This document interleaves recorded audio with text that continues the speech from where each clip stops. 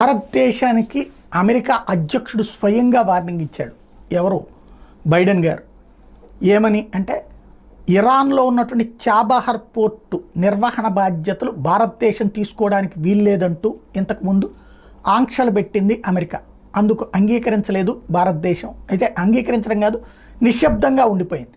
But ఇప్పుడు ఆ వ్యవహారం సెటిల్మెంట్ ఫైనల్ స్టేజ్కి వచ్చింది అని తెలిసింది.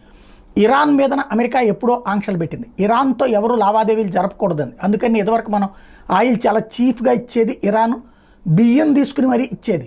కానీ అయినా సరే ఇరాన్తో మీదన అమెరికా పెట్టిన ఆంక్షల కారణంగా మనం కొనుగోళ్లు ఆపేశాం.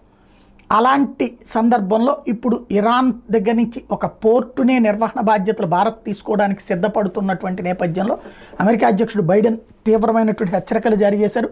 US warns of sanctions against India after India and Iran signed historic long-term deal for the